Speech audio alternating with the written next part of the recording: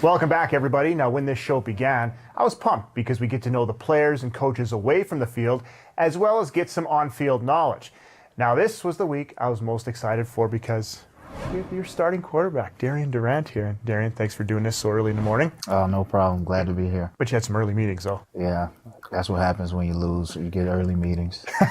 This doesn't sound like a punishment, though, does it? No, it's good. It's good to see the things you need to work on and where you messed up at, and it's actually a good thing. And just to get a little bit more insight, you were also on the field a little bit, but it's all just to loosen up, right? Yeah, that's it. A lot of nicks, knacks, and bruises after game, so it's good to get out there and get a stretch in, get a light run in to loosen your legs up a little bit.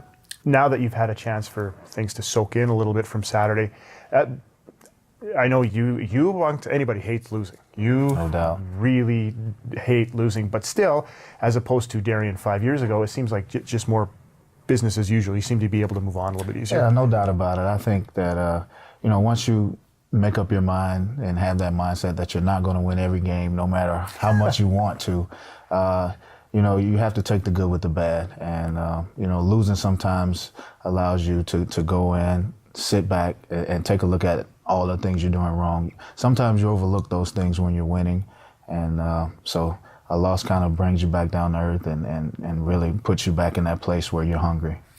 Hungry, but then I know everybody will be talking about the 3 interceptions, but then nobody's talking about the 3 touchdowns. Is it almost harder in a loss to look back at the good things?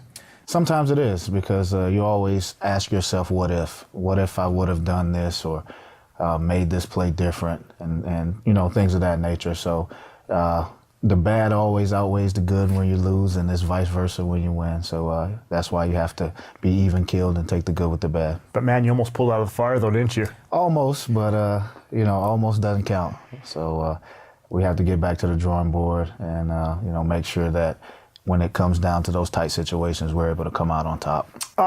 Let's start with, since we haven't had you here, talk about the beginning of the season. You work with George Cortez, and I thought, especially when you have new coordinator again, I mean, how many coordinators have you had?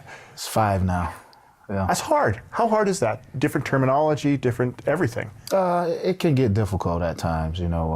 When you finally find yourself getting used to a certain system, then you have to, start from scratch and learn a whole different verbiage, learn different receivers, because each coordinator has certain guys that they're comfortable with. It can be hard, but Coach Cortez has kind of come in, simplified things a little bit for us. We have a veteran receiving core. Adding G-Roy to that mix, it made it a lot easier to adjust. So it's been fun. They always say the best quarterbacks just gets it in the guy's hands and you just leave it alone. Is that kind of the way you look at it too? That is. I want to be the point guard out there. Just make it easier as possible on our receivers. Just get them the ball and let them do what they do best. There are going to be times where I have to, thread the needle or make a tough play, and there are going to be some mistakes that I make. But at the end of the day, I want to make sure the good outweighs the bad. But if you're not making mistakes, it means you're not. I shouldn't say not trying, but you're not forcing it. It's one of those things. But if you, I don't know, it's this weird thing, because if you're not making any mistakes, I don't know, it just seems like you're not pushing things at all. Well, I mean, you can kind of look at it like that sometimes. But the thing I think I've focused on this year is not trying to do too much. Let the plays come. With the type of defense we have, they're able to get turnovers, stop people from scoring. I don't have to put as much pressure on myself to try to do as much as I have in the past. So, I just want to cut down on the mistakes, make sure I don't hurt the team, and so far, so good. What's it like being in a football family? Brother plays in the NFL. What was your dad's background? Any football in his background? Yeah, he played football also, but, he had kids at an early age, so he had to, go into that father role back then.